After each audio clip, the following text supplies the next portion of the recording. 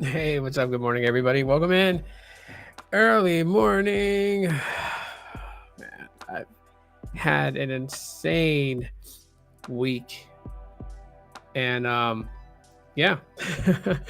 So for those catching the replay, hashtag replay crew. So I know that you guys came in during the replay. But other than that, I mean, man, oh man.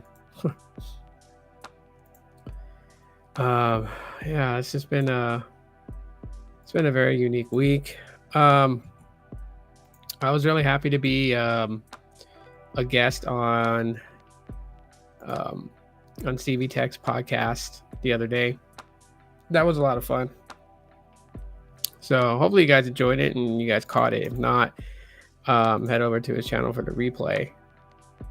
And that would be pretty awesome. If you're hopping in, say good morning, say what's up. Uh, Lack of sleep kind of plagues me, but that's okay. I'll get some sleep. Long drives and everything like that just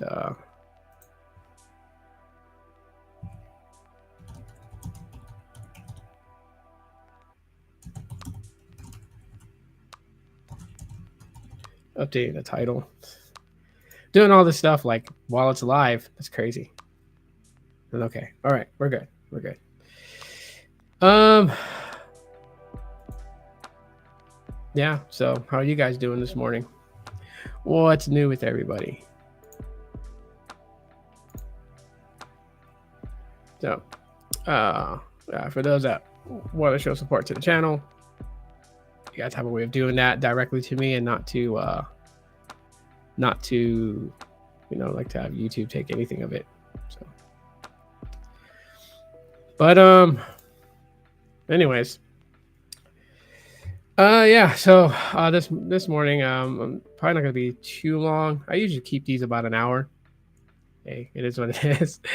But anyways, so yeah, got a little bit to talk about here. We got some stuff to talk about with Boost Infinite, and yeah, I'm gonna tell you guys what my experience has been with the iPhone 12, and I've been using it side by side with my Pixel 7. So, you know, been just seeing my experiences with both sides, and then yeah, I'll talk a little bit about Mobile X at the end of this. Just kind of giving a little bit of my my experiences, some more with Mobile X, and I think the more that I share my experiences with Mobile X, other people can make a decision based upon the fact of like what Mobile X is offering, if they want to give it a try, or if it doesn't seem like it's a fit for them. I mean, yeah. So, anyways, without further ado, when you come in, say hi, say what's up, good morning, that type of stuff, right? All right, so we're gonna kind of lead into Boost Infinite, right? Boost Infinite is just, I don't know, man. It's just been one of those crazy companies. And actually, just them trying to make strides. Really, they are really, really, really trying to make strides. I think that at one point, Dish advertised Boost Infinite on the Boost mobile website, right? So like they're trying to put it full frontal for those people that are like interested in Boost mobile prepaid to look at it and say, hey, what is this Boost Infinite thing, right? So, when a company does something like that, the first thing that comes to my mind is that they're not hitting what their expectations for their trajectory of growth was supposed to be in their heads. And so, yeah, I mean, you would do that. Now, one of the biggest things that is prevalent to this whole matter is that people feel like that the Boost brand needs to be removed from their postpaid, right? And while I do kind of understand that thought process, because people hear the name Boost and then they're automatically going to think their experience is going to be this, that, and the third, right? And that's totally fine, right? That's totally fine.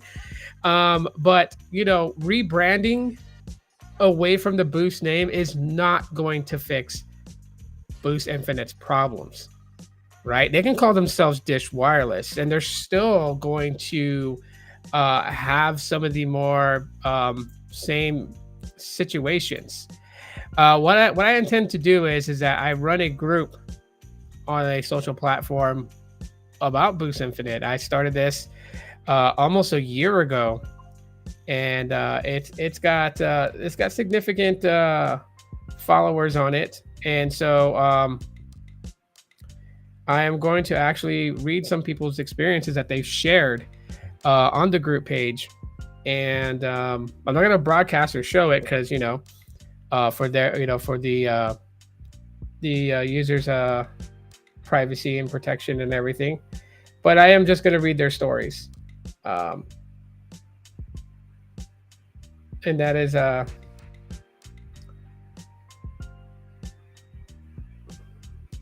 see.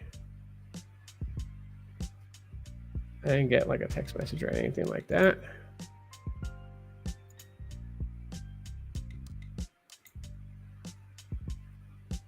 Let's see.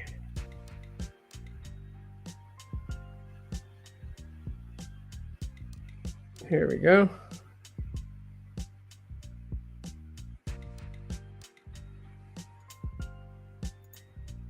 Okay, we'll use this code real quick. I'm trying to get signed in. I have like 2FAs and stuff turned on.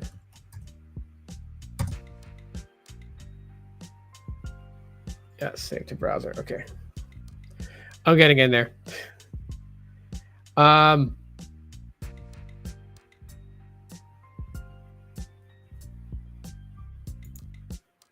okay, I'm gonna go to my groups real quick.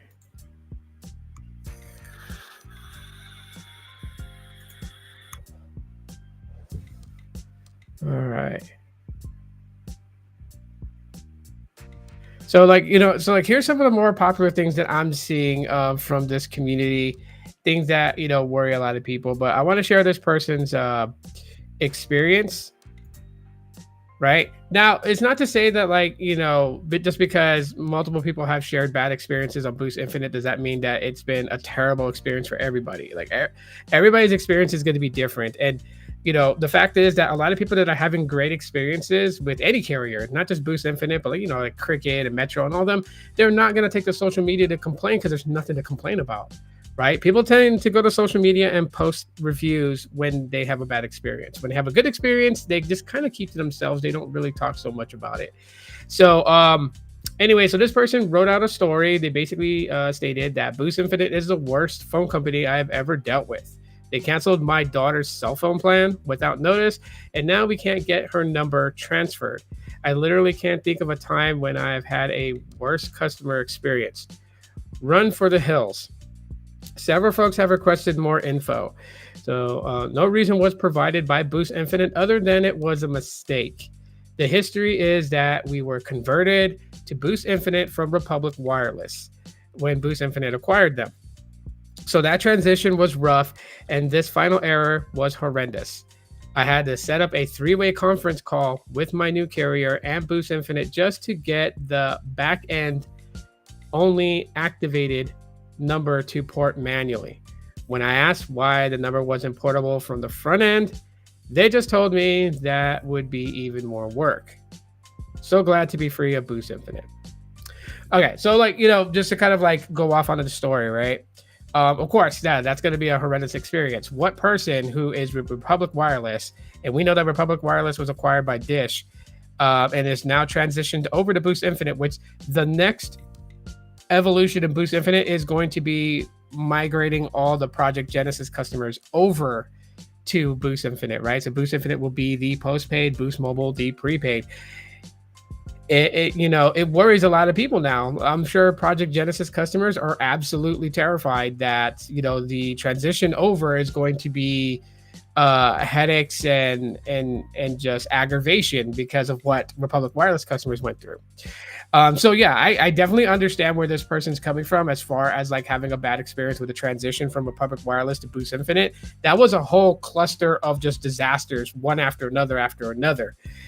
Internally, just I was just trying to provide info, but internally, it was a tough situation because a lot of the reps that were trained on the Boost Infinite side to handle Boost Infinite care questions, care issues, and whatnot, we were left in the dark as to exactly what was going on with with the whole situation of the migration and whatnot. So yeah, it was a very tough spot to be in when it came down to, you know, migrating these customers over from Republic Wireless to Boost Infinite. There were people that like got their SIM kits sent to them in the mail, and as soon as they got it, they followed the instructions that was listed into getting the SIM card activated. But then there was like issues with trying to get it activated, and they were calling in. Getting directly to Boost Infinite care reps who had no knowledge of what to do to assist the customer with, because nothing was handed down to them other than, a little notification in their knowledge library that literally told them that if you have any of these calls come in, route them over to Republic Wireless Care, and that's what was happening. So there was always this transferring around, and what most people don't know that goes on behind the scenes in customer care call centers and stuff like that. People have their underhanded tricks. Some people don't want to deal with customers, and so they will reroute the customer to somebody else. Like these things happen. And if people think that there's some measurement in place to absolutely, totally, 100% prevent those types of things from happening, you are sadly mistaken. Now, there are penalties for care reps who do these types of things because they want to, not have to deal with that type of stuff.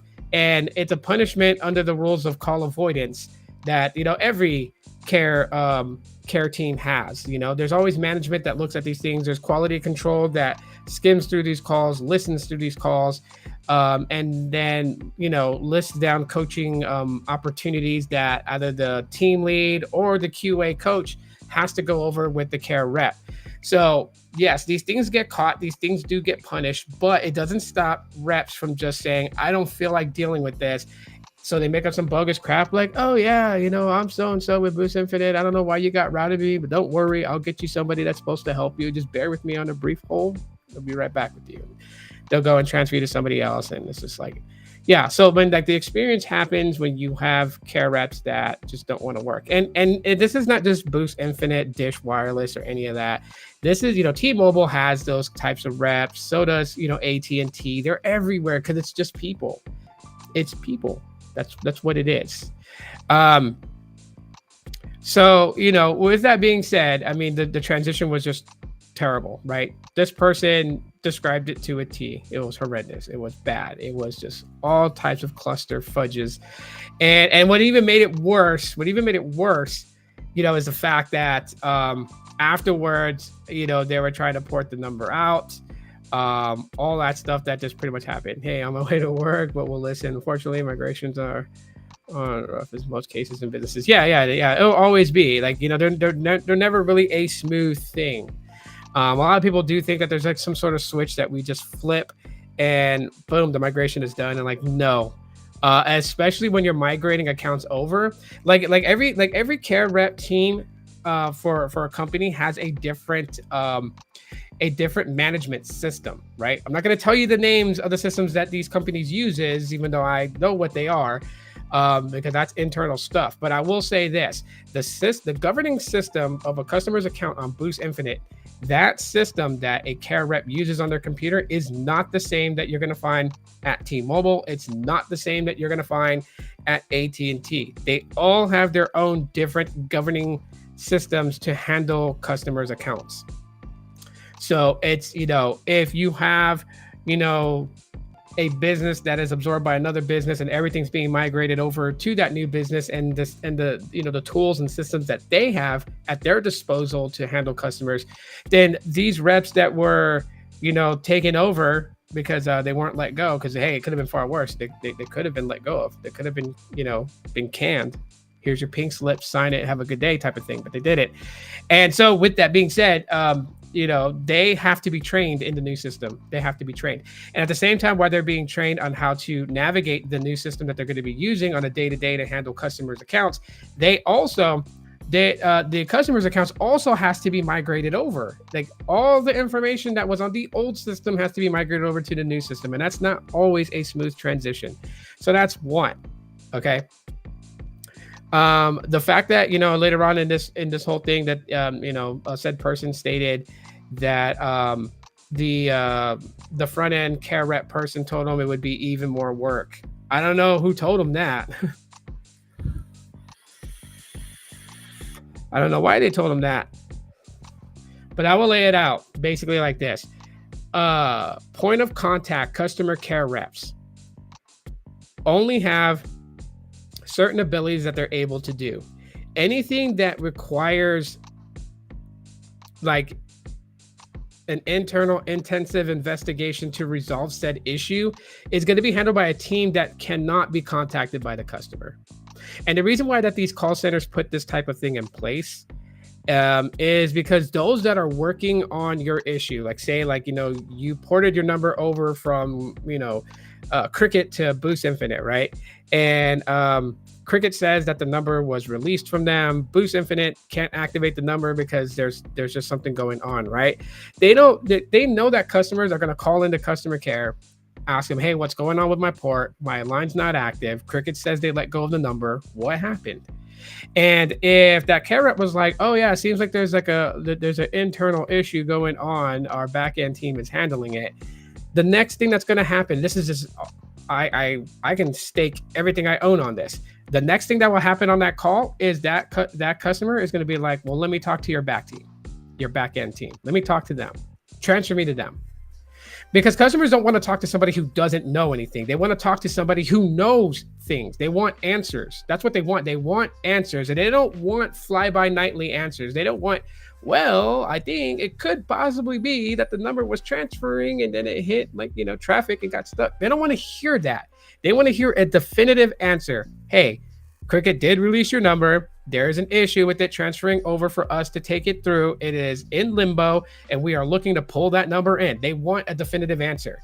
And so every company that has a customer care rep team does not allow any type of transfer to the back office. Back office is just a layman's term because there's different departments. There's, the porting team. There is the escalations team. There is a retention team. There is, advanced tier 4 tech support. There's all these different teams, and none of these teams have a way for a care rep to transfer. This is why I say, like, customer care is not as easy. People think that, answering a phone call, navigating, to find information and talking to a customer is like so wonky dory easy. Because I've had people that like conversated with me like, why do certain call centers pay 21 an hour or 22 an hour? Why are people getting paid 25 an hour to be a care rep?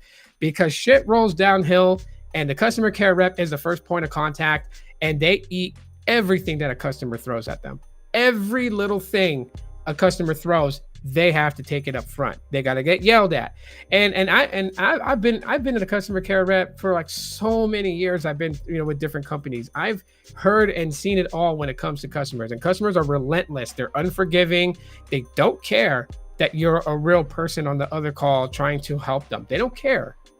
If they don't get their way, if they don't get what they think is fair to them, you're an asshole, your mother's an asshole, your father's an asshole, your dog's an asshole. Like, everybody in your life is an asshole. They wish you would die. They wish all these things because they're angry, and they think that you just have this magical keyboard in front of you where it's like, issue credit for $1,000, click here type of thing. And that's not how it works. So talking to somebody in those escalated departments, not a way to do it. They don't even have a direct phone line to do it. Everything is communicated on that customer's account.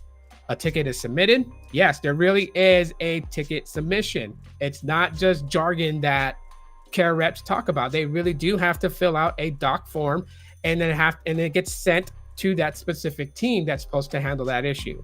And how does care reps even know what's going on? Well, those who are assigned that case to resolve that issue have to put notes on the account. That is the only way care reps are able to know what's going on. They go into the customer's account after verifying the customer by phone to gain access to their account. And then they go into the notes to see, has anyone from the porting team gone over this issue Did they find what the problem was? Is there a resolve? And they have to read. So like when you get that care rep that's like, oh yeah, definitely understand your frustrations. Hey, look, Mr. So and so, like I would be upset with just as much as you are. Let me look into it. Let me find out what's going on so we know where to go from there. Just bear with me. I'll be right here on the line. If you have any questions, feel free to ask me. Just let me review the account real quick. When you hear that from the care rep, there's notes that they have to read. And if you don't shut the hell up and let them read those notes, how the fuck are they going to answer your questions? How are they going to answer your questions with the confidence you require from them? See, it's give and take when you do this whole customer care thing. Like, yes, they are there to help you. They are there to listen to you. They are there to be your punching bag when you're angry with the company that you're calling in about. Fix the issues at hand, find the best solutions to resolve the problem. That's what they're there to do. But you got to remember, they're people too. You can't expect someone to read and have the answers to tell you what's going on if you don't give them the time to actually read. And again, you're talking about a human being that's talking to you on the call and is reading a monitor that has some notes, that has to read what was typed down from another person and try to understand that other person's perspective. Sometimes things are typed out clear as day. Error in transferring over. Error code says it was a ghost port. Reach out to Cricket Wireless to complete port. Grab correct information, resubmit port. They'll say that. Some people will be like, well, it probably looks like that the number's sitting in limbo, and we're trying to determine if it might be a ghost port or it could be, just a system down. I think at this time we may need to reach out to MPC and we need to find out exactly what's going on here. I just had a coffee and I'm still a little bit jittery, but I am working on it, and ETA is 3 days time. Like, yes, you have people that really type shit like that. Okay. Again, you're dealing with humans. Humans are flawed. Humans do different things, do things very differently. So yeah, that's why, everything goes to the back end. The back end, it works uninterrupted by the customer. Customer care, that's like the shield. They will always be the ones that get shit thrown at them. Okay.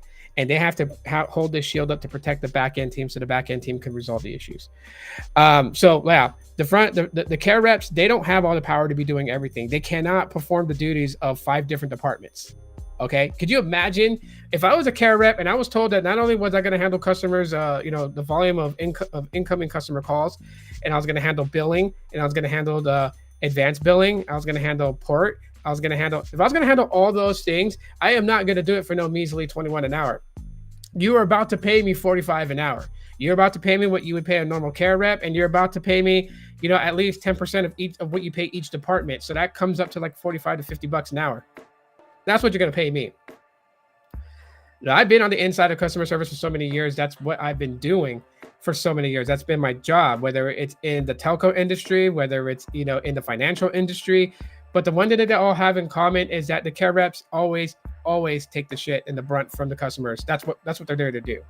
And customers, trust me, they really want some outlandish things. Like, they really do believe that we could just snap our fingers and just make everything as the way they want it. And that's not how it works. The fact that this person claimed that they had to be on a 3-way call, and I guess they're reporting out.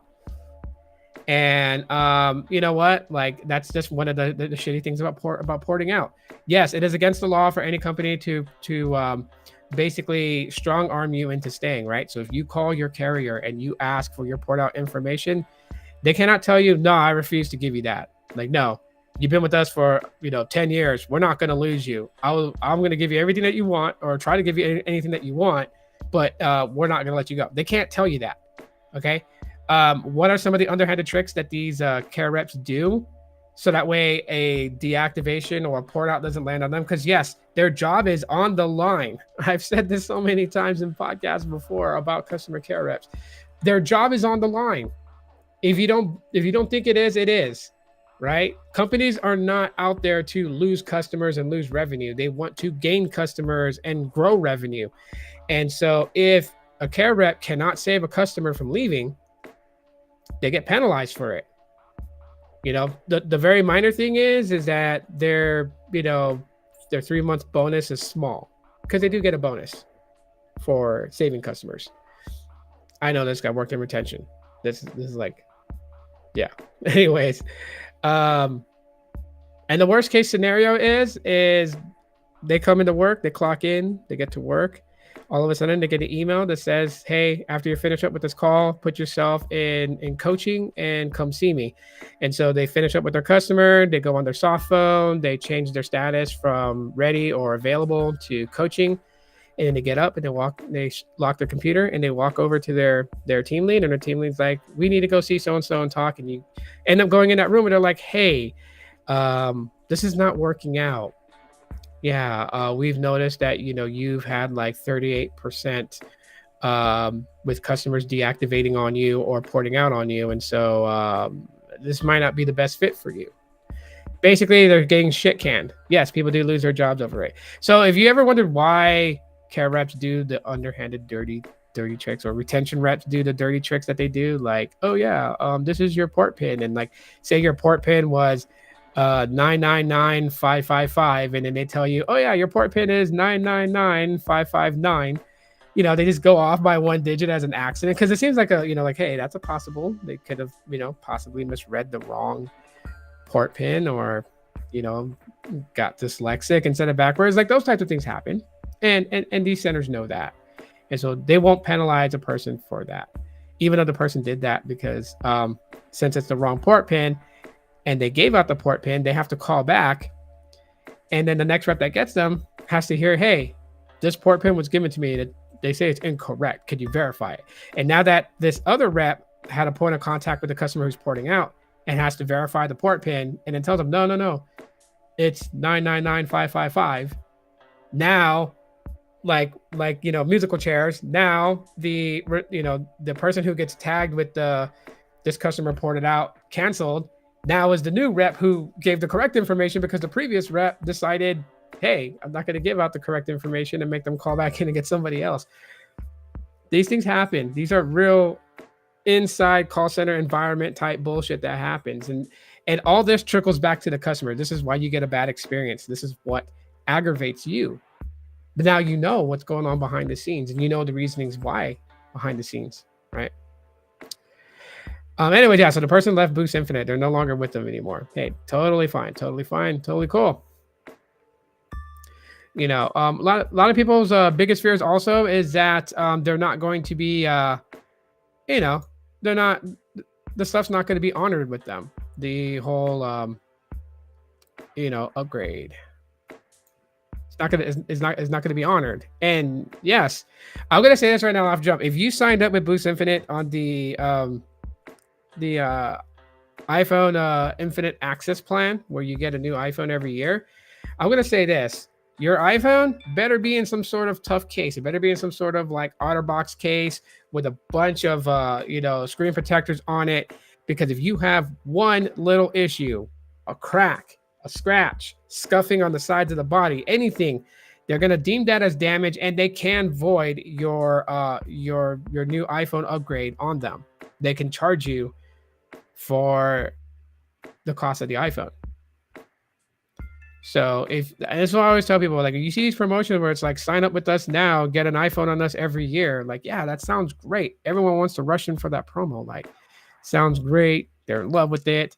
But I always tell people, like, how good are you at maintaining your device? How good are you at keeping your phones in pristine condition? Like, how good are you at doing that? Because if you send it back damaged, you're going to have to pay for it. Want to give a morning shout out to Magical Mermaid, Coffee, and Nguyen. Welcome in, guys. But yeah, anyways, yeah. So if you do that, you're going to end up paying for that iPhone. So this is why I don't do those types of things, because I have kids. My day-to-day life and interaction with my kids is pretty hectic at times, and I've dropped my iPhone multiple times. I've dropped my Pixel 7 multiple times. I keep them cased up, so then that way that there is some form of protection. So with me, I won't go on anything that's like upgrade every year type of thing. Like, no, I'm not going to do that. I'm not going to do that at all. I'll just buy my phones outright. That's just me. So anyways, changing the brand name from Boost to Dish Wireless is not going to help Boost Infinite. Um, sure, the reputation that the name Boost has, you know, because think about it like this: if the Boost name could not be saved, then the founder of Boost Mobile wouldn't be interested in taking Boost Mobile back. Okay, if the name was so badly tarnished, but that's just because he knows it's not really about the name. It's about the service that's provided, right? If Boost Mobile reps were all giving the best service that they possibly can give, with customer satisfaction is going up to 90%, then the name would be redeemed. So a simple name change is not going to fix Boost Infinite. What needs to be fixed is their protocol, the method to their madness, right? Republic Wireless transitions are failing. They need to find a resolve for that. Did you guys know? Okay, and I'm reaching here when I'm saying this. Did you guys know that there are issues within Boost Infinite ever since the cyber attack that has not been fixed? They cannot find a way to fix it. They have no way. There are certain accounts that were created before the cyber attack that still till today cannot have their data read. They can't go into their Boost Infinite app and say, hey, I've used 6 gigabytes of data. No, they can't. Right now I only have one Boost Infinite line, and I posted it on X, and I said that I was going to close out majority of the Boost Infinite lines. I only have one left, and it's the one that I recently got, the one that's on the T-Mobile access rather than the AT&T access for better data connectivity and whatnot. And that line is in my iPhone. It's still going okay, and I can see my data usage on that.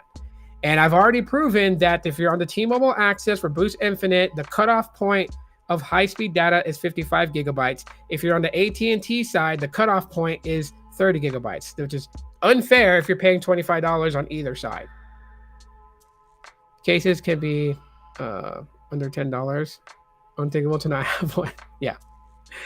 But there's some people who just still like me treat like they'll buy the most flimsiest case, right? They'll buy a case that is like super, super thin, has no lip to protect the screen if it drops face down, right? Like when I get cases, I want at least like a quarter, like a just a little bit of a bumper raised above the screen, so there is a good chance that when it falls face down, that it's going to hit that and bounce rather than the screen making contact with the hard surface and cracking. Boost needs leadership that's able to bring unity across the board. Exactly. Titus hit the nail right on the head. They need leadership. They need leadership that is going to really want to move this thing to a higher standard. They need leadership that is going to unify all the care reps together, right? Like the idea of merging Project Genesis into Boost Infinite and finally being rid of multiple different brands like Gen Mobile and Republic Wireless and Project Genesis and all these other ones, and they merge them into Boost Infinite, right? It just it just makes it just more simplified. One thing to take care of, and then you have half of your care reps handling prepaid Boost Mobile and half of them handling Boost Infinite postpaid. And there you have it. But allow them to have information on a lot of what's going on. Like they do have a way. So there is a way that these care reps can know if it's an ongoing issue with more than just one customer. They have a way of looking into that because things are reported back from care reps. Like it's a care rep's job to notice like, hey, today I've gotten like 8 phone calls and all of them are activations for Republic Wireless customers transitioning. They have a way to go in and fill out a quick form that states that, and then go back and grab the account numbers of every account that they've interacted with the same issue and paste that into the ticket and submit it, so that way the upper management knows, hey, there's an ongoing problem with this. They have a way of doing that. I buy a $5 case that has a hard TPU case on Amazon. Nice buy. Is there a difference from Boost Infinite versus buying a Boost prepaid in store? Yeah, there's a major difference in that. In fact, and that's just the type of billing system that is used. Prepaid, you pay up front and then you use the services. Postpaid, you use the services first and then you pay afterwards. Both of the $25 plans are different now. Boost Mobile made a change to a $25 plan. Now it's a $25 plan with autopay turned on, and the Boost Infinite always required autopay turned on when signing up and everything. But the major differences is that Boost Infinite is looked as postpaid. So Dish looks at it as its main bread and butter, pretty much like what T-Mobile is and what AT&T is. And Boost Mobile prepaid, they are prepaid, so they're not going to have majority of the deals, right? Like the iPhone, the Infinite iPhone Access plan, where you get a new iPhone every year. That's never going to be on Boost Mobile prepaid. That's on Boost Infinite postpaid, because yes, credit is run. They do a soft credit check. There's a soft credit check for you to be approved for a line. There's a soft credit check to be approved for phone financing. Of course, there is a bypass to that, and I really don't care that Boost Infinite didn't want everybody in the world to know this. There's a bypass to that credit check, and that's if you have Amazon Prime, order your SIM kit through Amazon. Because when you order your SIM kit from Amazon, you get a $25 kickback credit when you activate that SIM card with a brand new line of service on Boost Infinite. So you get that $25 credit, plus they don't do a credit check. Sometimes there will be, if the system glitches out and they put all the information in and then it wants it wants the last four of customers SSN, right? Like, they're not trying to steal your identity. They absolutely would need it to put it in, and that's because the system is trying to do a soft credit check. That happens from time to time, but like a good 95% of people that go through Amazon to get their SIM kits, they don't have their credit ran, and so they end up getting a phone line on Boost Infinite postpaid without having a credit check done. Now with the phones, I have used Boost Mobile prepaid phones on Boost Infinite. So my Moto G Stylus 2022, that is a purchased from Boost Mobile prepaid smartphone. So was the Galaxy A53 that I have. Both were purchased on an account on Boost Mobile prepaid. And I popped in the Boost Infinite SIM. All it really did was, like on the Galaxy A53, it told me that I had used a different SIM 1 second while it restarts, and then it restarted, booted back on, and everything was working fine. On the Moto G Stylus, it didn't have to reboot or nothing like that. Once I put the SIM card in, it read the SIM card connected to AT&T's network, because Boost Mobile here, they sell the AT&T Access SIM card over the T-Mobile one and over the Rainbow Dish one. So yes, you know, from my findings on Android devices, you can use a Boost Mobile prepaid phone on Boost Infinite with an Android. Okay, I don't know about iPhones, because I know Boost Mobile had a sale on iPhone 11s for $49.99 with port in. And so with Boost Mobile, their phone unlock policy is 1 year of active service, 1 year straight.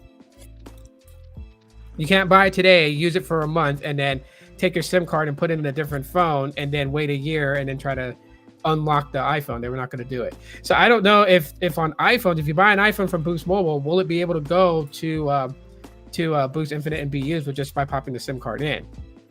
So I can't answer that question. But on the Android phones from Boost Mobile, can be used on Boost Infinite. Even though they tell you like, oh yeah, you have to get the phone SIM unlocked. You don't have to. None of those phones, like the Moto G Stylus, my daughter's using it, but I can show you guys in another video. It's still SIM locked to Boost Mobile. Yet Boost Infinite SIM cards will work in there, but that's just because it's the same company. It's the same company. The SIM cards are the same.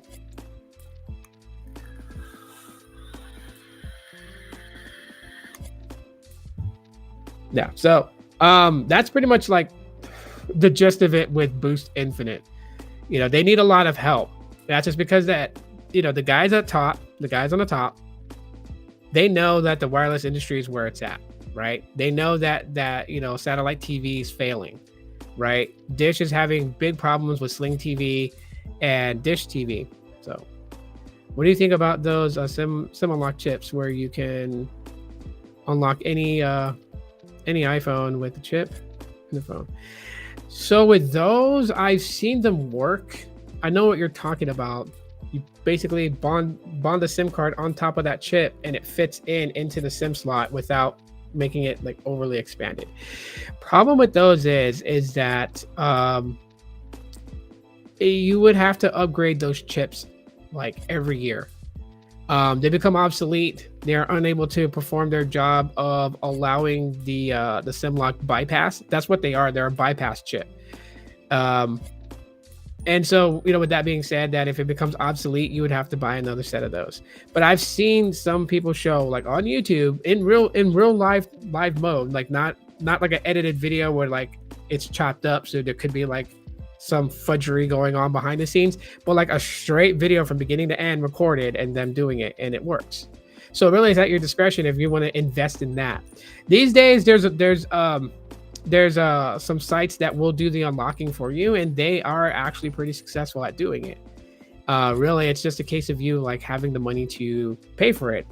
Most of them average around like $40, $49 to do a SIM unlock on an iPhone or Android device. I would always say, just save up your money, get that $50, and then attempt it. Because what happens is if you make that order to have your device SIM unlock, you pay the money, you give them all the information of your smartphone, and they have, like a 48-hour turnaround time, and they come back 48 hours with the email saying, hey, we've attempted to try to SIM unlock your device and it failed every time. They will refund your money back. Or at worst case scenario, you can file a discrepancy with your bank and pull the money back, whichever choice is, right? So you have like some form of protection. I know some people have complained about those online. They've been like, how come they don't just do the unlocking first and I pay after? Well, because they'll do the unlocking, your phone will get unlocked, and then you can scam them by just giving them a debit card that has nothing on it, and they continually keep trying to charge it, and they keep getting hit with insufficient funds. They don't get their money, right? So obviously that's why they ask for the money up front. So it's like, you got to trust them. Not only that they will be able to unlock your device, but if they can't unlock your device, they will refund your money back to you. I know it sucks, but that's the way of it. If you want to get your device unlocked, because Boost Mobile has one of the most horrendous device unlock policies, right? Like Metro by T-Mobile is 6 months. 6 months from the date of purchase, the phone can be unlocked. And I've done it where I bought a phone from Metro. It wasn't active for 6 months, but 6 months later, as it was 6 months old, they unlocked it already, and then I could use it on a different carrier. Boost Infinite's unlock policy, if you buy a phone through them, so not finance, but actually buy it outright, like you buy an iPhone 15 from them, full cash, right? It's going to come locked to their network, but it is SIM unlocked in 24 hours. So now if you're financing it, they won't unlock it until you pay off the balance. I think Verizon is 60 days, or unless they change their policy, but I believe it's 60 days that their devices automatically SIM unlock. I don't know what AT&T's is, but I know Boost Mobile has a worse one. Theirs is 1 year active service, so that's 365 active days. What site do you see is trustworthy to have? So I don't know if you remember TK. His YouTube channel now is TK's Garage, but he has another channel, TK Talks Tech, or something like that. But anyways, yeah, he has mentioned some reputable websites that will do the SIM unlock that are trustworthy, and that's because he knows the people that are doing it. So I forgot the name of them. You got to go to his channel and find out, or Carlos S Tech. He knows some reputable ones that are trustworthy. Just DM him on Twitter, or just go to his YouTube channel and ask him in the comments, and he'll point you in the right direction. I haven't needed to use any company to do a SIM unlock because I buy my phones already SIM unlocked. I don't like to deal with carrier locked devices. They're just a pain in the ass. And then of course too, there's always network compatibility, right? Like my Galaxy A53 is Boost Mobile. It is SIM unlocked now. I can throw my Mobile X SIM card in it, but it's not connecting to all the 5G bands that Verizon puts out. But that's just because the Galaxy A53 Boost Mobile is compatible to AT&T, T-Mobile, Boost Mobile's network, not so much Verizon. So I will get like the weakest signal on 5G on Verizon's network with that Galaxy A53 compared to if I threw it on T-Mobile or AT&T. Well, that's just the gist of that.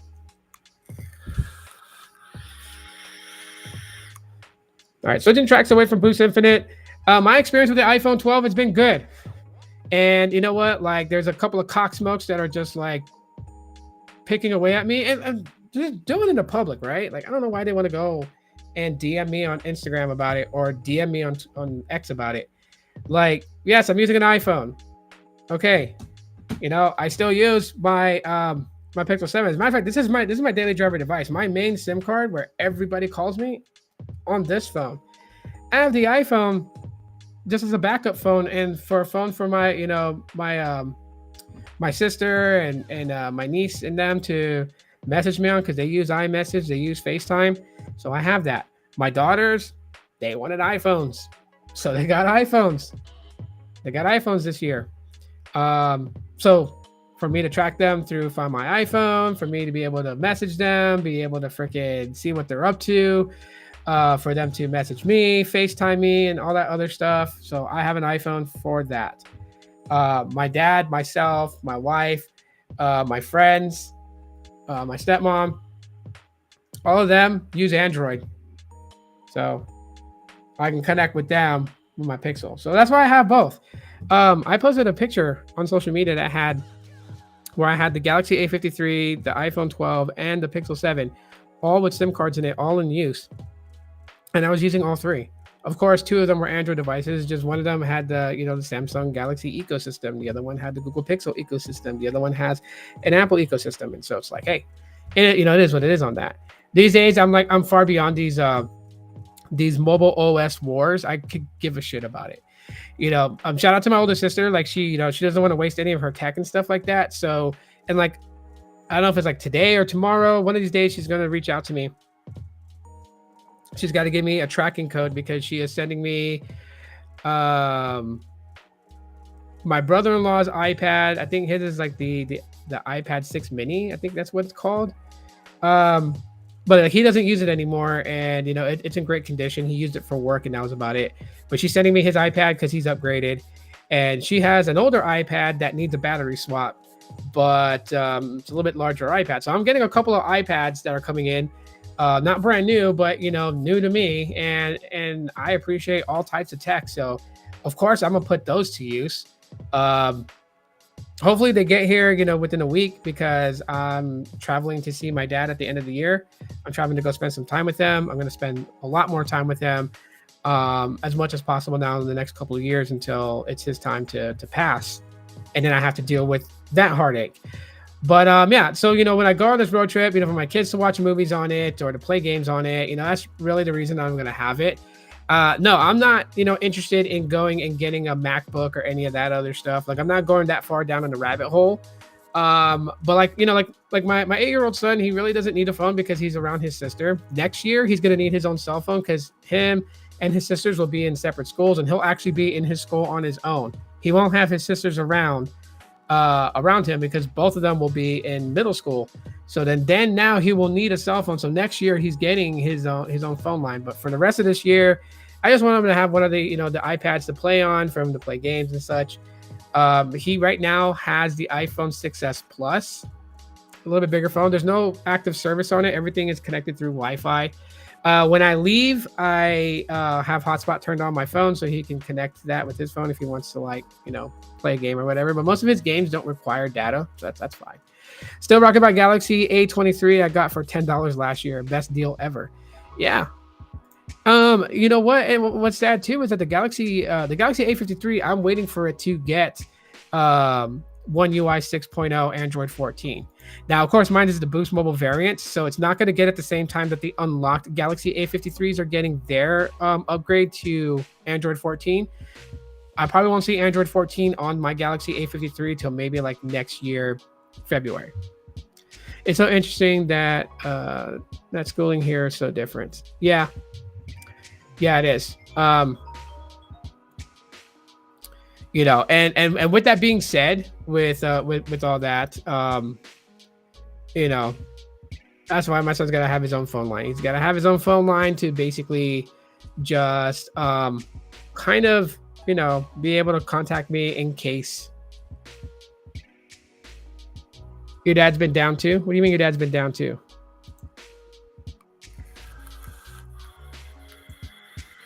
Like he's not doing so well? Because if he's not doing so well, I'll send prayers. That's all you could do these days now, right? Is just say prayers. That's really all you can do. I still worry about that. However, I am, safe to say, in a mental headspace, I am a lot better. I've gotten to actually grieve my mother's passing and come to terms with it full circle. So I am okay. Um, yeah, I'm not like slipping into a depressive state when I'm alone or anything like that, which is a good thing. What do you think about TrackPhone? Is their service any good? TrackPhone. So I know TrackPhone was acquired um, by Verizon. Um, and I've used TrackPhone in the past. I've used TrackPhone in the past, and it's been okay. Service has been fine. Um, so yeah, it's just it's been a good thing. It's been a very good thing. When I've used TrackPhone in the past, I don't know exactly how their stuff is now because things have changed. Things have changed quite a bit, so I wouldn't know. I really wouldn't know. I gotta respond to that here in a little bit. When I end the live stream, I gotta respond to that. Sorry, I'm getting calls, but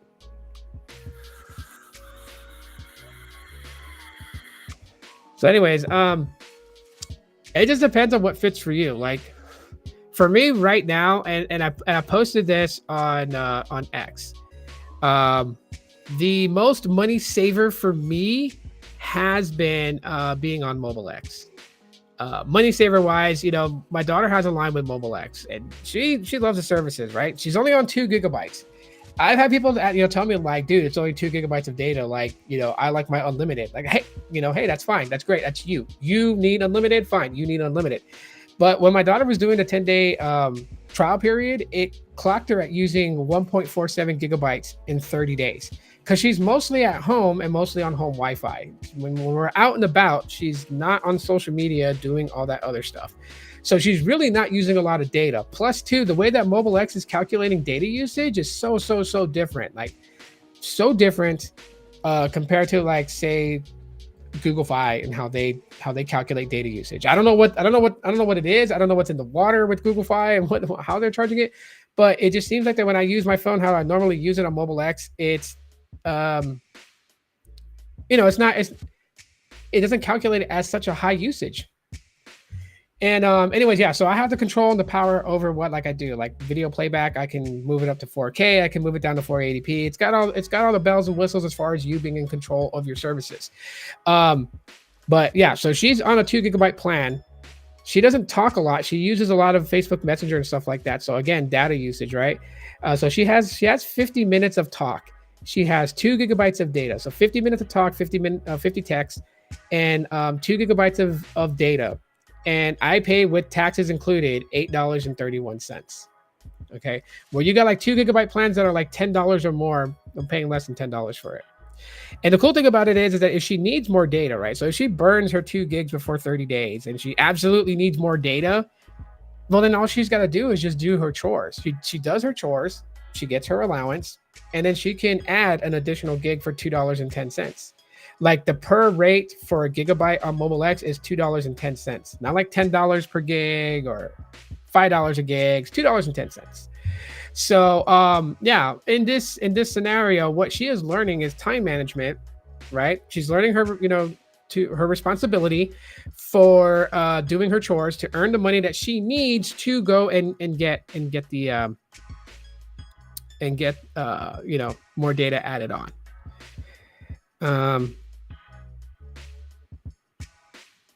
Hang on, let me reply to this text really quick.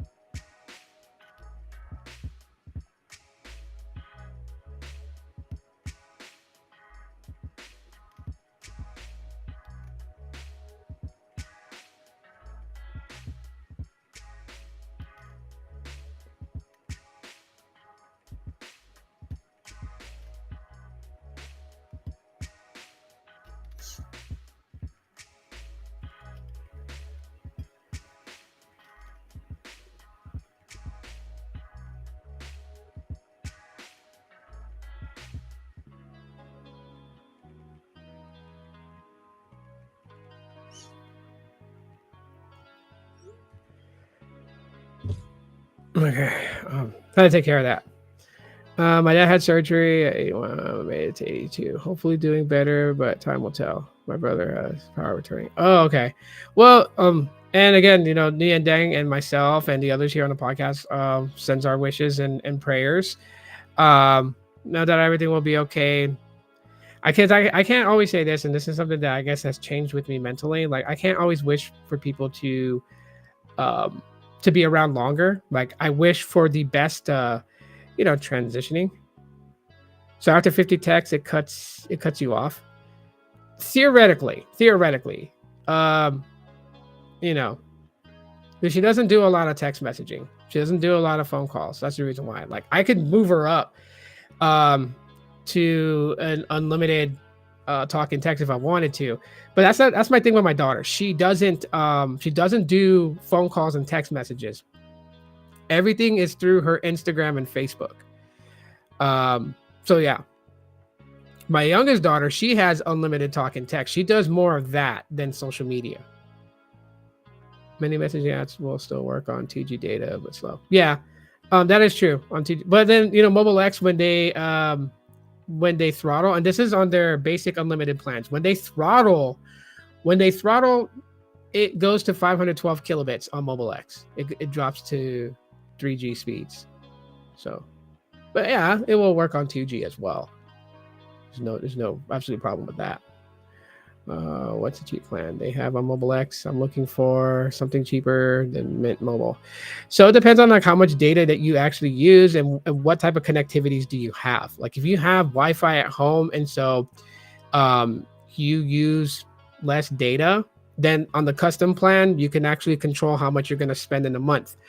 The lowest that so like basically they have three plans. There's the custom plan on Mobile X. There's the actually no, let me just pull up the site and I'll show you. But there's a custom plan, there's the basic 5, and then there's the basic 30.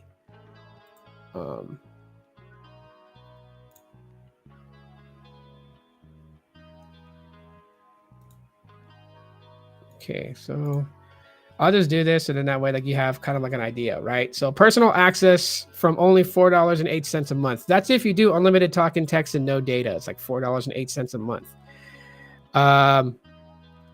But yeah, when you do the 10-day AI trial, you will basically it will see like it will calculate like what you would use in a 30-day span, right? So over 10 days, just use your phone as you normally do. If you connect to Wi-Fi at home, connect to the Wi-Fi at home as you normally do.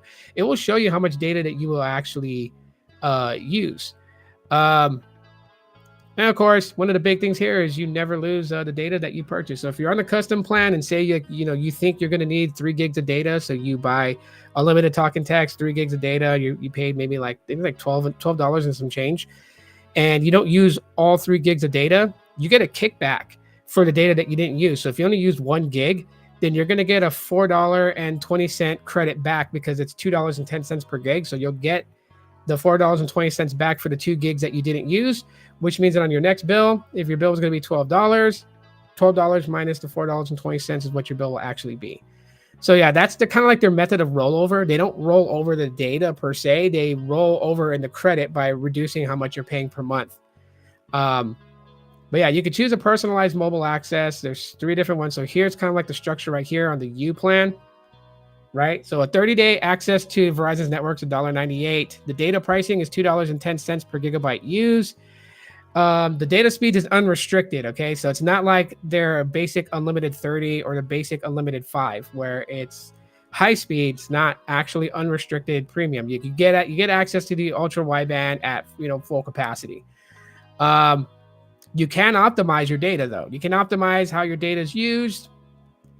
You can choose whether you want to stream in 480p DVD quality or whatnot. Does the plans have tax? It has tax, minimal. Okay, so like my plan, which is the basic unlimited 30, is $24.88 before tax because it's priced to fit Walmart's pricing SKU since they've partnered with Walmart. So technically, what I pay per month is $26.60 odd cents. So my taxes all generate on this bill to be like almost $2, and that's it. It's not like, $7 for this, $8 for that, 50 cents for this, and then you're paying like $10 in taxes more. No. It's kind of like Boost Infinite. Boost Infinite also has a low tax rate for some damn reason. Like $25 is what my monthly bill is. Well, $25 is what my monthly plan is. With my taxes and fees, my Boost Infinite bill is $25 and I think 35 cents. So that's just being realistic. But anyways, yeah, so this is just how the structure is. And then this tells you my daughter gets, 50 talks, 50 texts, so 50 minutes of calling, 50 text messages for $1.50. I can always move her up to the unlimited at $4.50. I can drop her to 150. Or you know what? If she tells me that she doesn't use the text at all, we can drop that where it's just strictly all data. So it'll be like $1.98 for the access to Verizon's network, and then $2.10 per gig that she uses. That's it. And of course, there's people that, they get anxiety being on something that you have to control your spending. So they will go for these, the basic unlimited 5, the basic unlimited 30. And it pretty much tells you right here. Basic unlimited 5 is $14.88 a month before taxes, 5 gigs of high-speed data, and then you're slowed for the rest of your bill cycle. Unlimited talk and text is included. So this is like $14.88 to have the premium access, 5 gigs with unlimited talk and text. So you're looking at $16 on the custom plan.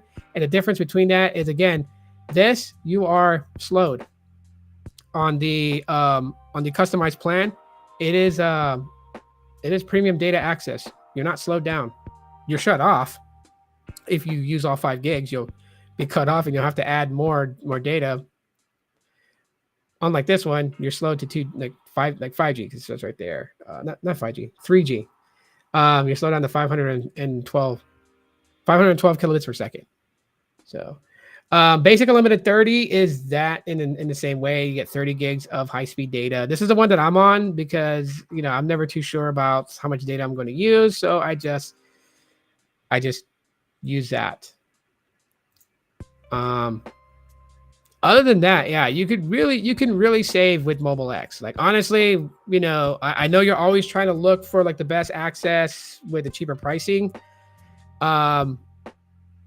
Dude, you can mess around with Mobile X and find you something that like fits. But the best part is like you don't ever have to worry about switching providers, because maybe something has happened this month, and next month you're not going to be able to cover your bill for your phone.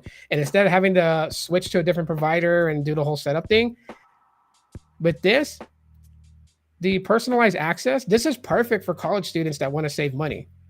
Maybe 1 month you have to go with only 1 gig of data, so you drop yourself down to a 1 gig plan with unlimited talk and text. Maybe some money comes in the middle of that month, so next month you can go higher. You want to add 5 gigs. You control what you are paying. Like honestly, what the heck? There you go. I wanted to highlight that. You control what you're gonna pay for. You control it.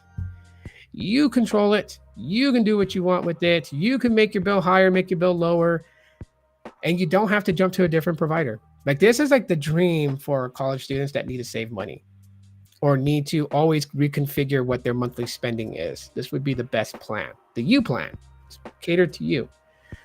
Yeah, so that's realistically, I mean, like that's what I would say. Like I would say it. A few things you should know. Currently right now, their customer care team is all done through the mobile app itself, kind of like visible. So you'll submit a request ticket, and one of their awesome reps will reach back to you, and you would converse through there. So that's something that you need to know. There's not an 800 number to call into them to yell at them. Everything is done through kind of like an email type thing, which is fine because you can basically take care of your problem throughout the day. Like you don't have to be like, I'm gonna wait on my lunch break and call them, because sometimes issues take a little bit longer to resolve. So if you're at work, you can shoot them, open up a support request ticket, shoot them the issue that's going on, go about your day, and just check back in your Mobile X app to get their response. And it works out great because it gives them the time to fully investigate what's causing an issue to fix it for you. And it works out for you because you don't have to wait for a lunch break to do that. You can go about your day at work and just check back, like every hour if you want to. I would say, once you're interacting with them, like, check back every like 10 minutes. That way you can get it resolved quickly. But some people have to focus at work. And so at least you'll know that you have their care team actively working on your issue and there. And when they send you a response, they're waiting for your response, right? So when they send you their response, while they're multitasking by assisting other customers, they're actually checking back to see if you responded. They're actively checking back. So they got pretty good customer care. Some people don't like it, and hey, that's somebody's cup of tea. They like to talk to people on the phone. That's great. Other people are okay with this. Just depends on, your level of patience.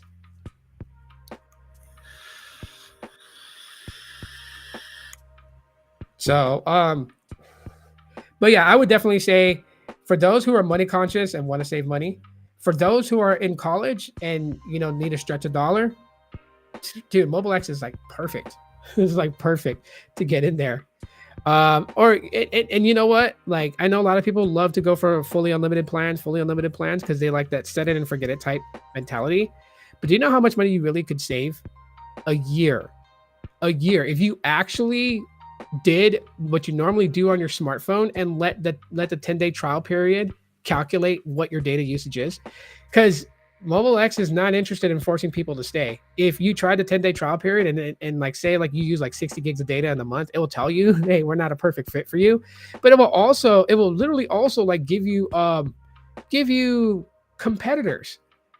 It will show you competitors and their pricing for you to just go in there and see what works best for you. So that's something I would tell people to keep in mind. That's the reason why they're like, like I'm so cringe about it. Like some people will say I'm cringe because I'm always talking about Mobile X, but I just think that they're fantastic, honestly. My experiences has been so different with Mobile X compared to every other provider that I've been on. My experience has been different. It's not just the network connectivity, but it's the overall thing. Customer service and everything has been awesome. And they're very transparent with me on things. So if I reach out to them, they will not only just say, oh yeah, the reason why your phone won't activate on eSIM is because we don't support eSIM on that device. And then they'll explain why it's not supported. They won't just leave me in the dust. So they explain a lot, which is why I prefer to just, go through their app and chat with them through their app rather than calling in, because it allows them the comfortability to answer back straight to me what the issue is and how to fix it, or what they're doing on their end to fix it. And it allows me to interact with them at my leisure. I'm switching over. Do you have a referral code of any kind? They don't have a referral code because everything is already heavily discounted. So like, I don't believe, they don't do ACP because it's heavily discounted, right? Like the highest plan you're going to pay for is technically it would be $25 if you went with the basic unlimited 30. Now, if you were on the custom plan and you added 30 gigs of data, that's like $60 you're going to be paying if you do the 30 gigs of unlimited, like 30 gigs of premium data. It's like 60 something dollars. No one's really going to touch that, because I can tell you right now, with a lot of people using Wi-Fi everywhere that they mostly go, barely using mobile data unless they're away from Wi-Fi, like you're going to save buku dollars with this plan. But no, there's no referral. See, when you can, well, let's see, hang on. I can find out if there's a Walmart near you that sells a SIM kit.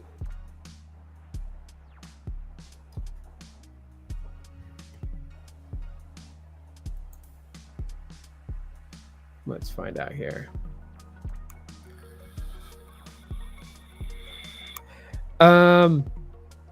So dang, if you want to drop in like a zip code that's near you, and I can see if they have a Walmart nearby that has the SIM kit. Every month, more and more Walmarts are getting these SIM kits. So people are starting to see these end cap booths that have the Mobile X SIM kits and stuff. Awesome. Okay, let me look. Look.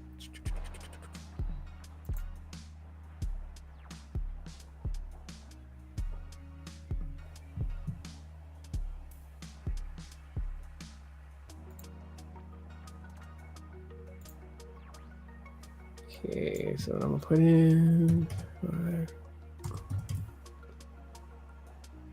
Why didn't it erase all the zip code 75052?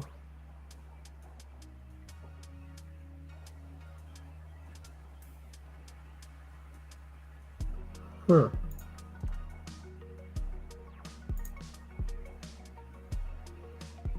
Okay, I'm gonna share the screen so you can see for yourself.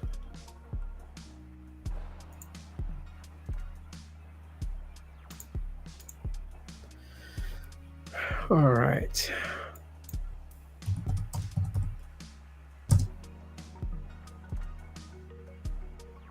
Oh wow. Hang on. So it looks like there's one in Denton. So you're like in the Texas area, because these are the Walmarts that currently have it. So Grand Prairie, Texas, Irving, Texas. There's a Walmart in Dallas, Texas, Fort Worth, another one in Dallas, but zip code's 75244. Another one 75243. What are you close to?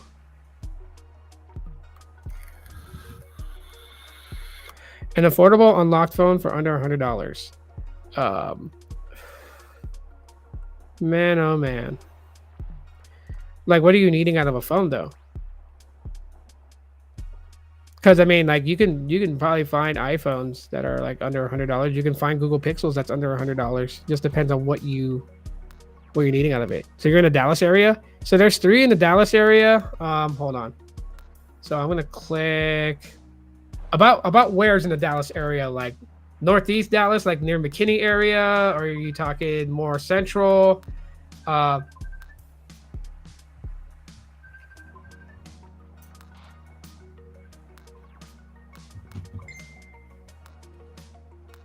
I'll just put the website also too, so you can actually like see for yourself as well.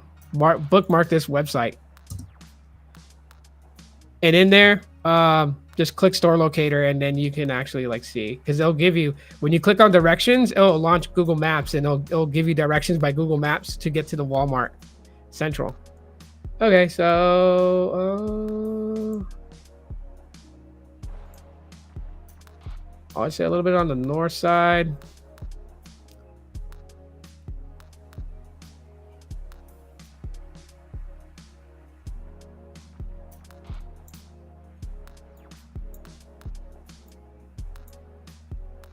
Okay, so hold on, let me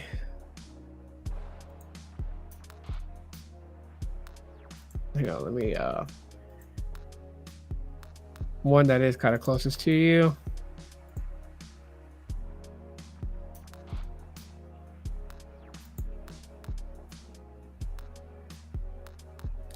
So there's a Walmart right here off of the Interstate 635. And what road is that? Oh, off of Interstate 635 and Midway Road. This Walmart right here next to the Sam's Club has Mobile X SIM cards in store, in stock for you to buy. They're like $10. But anyways, guys, I didn't even realize how long I've been running this live. I do gotta go. I got things I gotta take care of. So appreciate you guys for coming through and hanging out with me. If you got any other questions, you can ask them in the replay comments, and I'll get to them later. And yeah, I love you guys very much. Be cool, be safe out there. I'll see you guys next week. Until that time, y'all be cool. Look out for more videos I'll drop on the channel.